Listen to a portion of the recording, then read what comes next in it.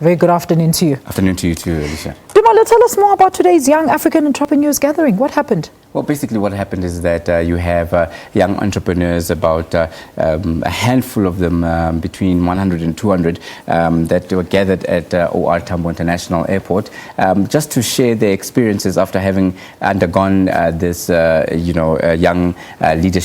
young leadership institute that has been set up with the help of USAID, with the Americans funding this program, taking young people with business potential, taking them to top universities in the US and then grooming them in terms of business practice, in terms of what the industry leaders are all looking for, and in terms of forging new markets, and then sending them back out into their respective countries. These are people from right across the continent. I spoke to people from as far afield as Senegal, the Seychelles as well, of course, as our own representatives from the SADC regions. There were ladies there from Swaziland. So it is quite a diverse bunch of young people, and I was really struck by their determination and their vision and their drive. And what they said very emphatically, both the beneficiaries as well as the organizers, is that this is not a program that is set to recruit spies. Let's talk about that. Yeah. Why did they have to now defend the program? Well, we've seen that in the last couple of months there's been a spat, in terms of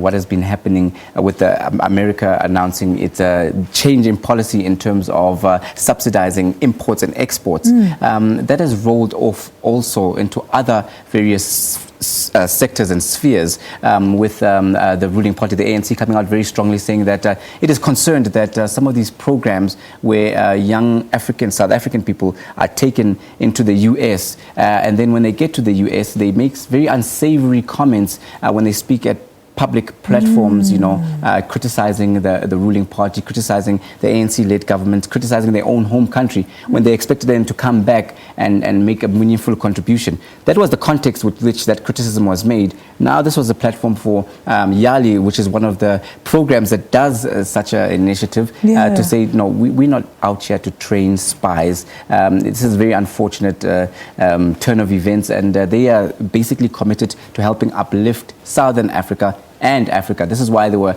keen to showcase all the business people, the young entrepreneurs from right across the continent as well. Look, let's expand on that point that you made earlier, Tumal. I mean, what kind of opportunities is the group exposed to on this program? Well, the opportunities, basically, they are embedded in various Ivy League US universities, where they spend a couple of months, and they get a very intensive mentorship as well as business training and upskilling. And therefore, before you even get selected to this process, there's a very tough panel decision, and you have to sell your business. So your business idea already has to be viable and sustainable, and you have to have a proven track record of being an entrepreneur. So they just basically give you the tools to make sure that you are a success. Look, now Youth Month here in South Africa is well in full swing. I'm very interested to know what were some of the issues that the continental youth actually raised at this gathering. Well, some of the issues are issues of access, and issues of basically breaking down the barriers for them to trade more easily across the continent, saying that in some instances it's easier to trade with Europe than to trade with your own neighboring countries. So this is one of the biggest particular issues. But one of the other issues is also issue of breaking down the borders in terms of traveling.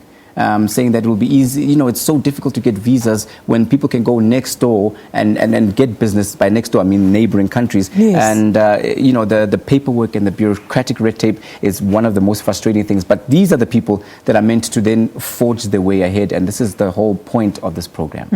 Who else attended today's showcase, Dumar? Well, it was just basically the entrepreneurs themselves, as well as senior delegates from the U.S. State Department. And they were basically saying that they are happy with their contribution to what is uplifting Africa. And in fact, women representation is one of the big flagships that were there a lot of girls as part of this project? Oh, absolutely. A lot of women. The representation is 50-50 as it stands. Awesome. And, a lot of these ladies are coming up with very innovative, very groundbreaking business models, and they are reaping the rewards. And some of the solutions that the youth came up to in terms of, we always dealing with the issue of African solutions for Africans. What did they say in that matter? In terms of the African solutions for African problems, they were very clear, and many of them even, quoted Agenda 2063, which is the African Union's vision in terms of empowering the youth, saying that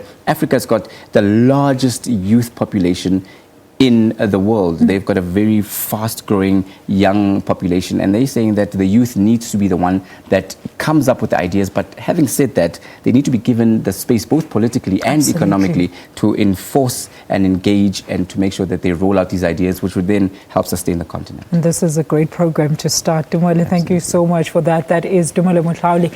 He was in studio with us talking to us about youth matters as we observe Youth Month in the country.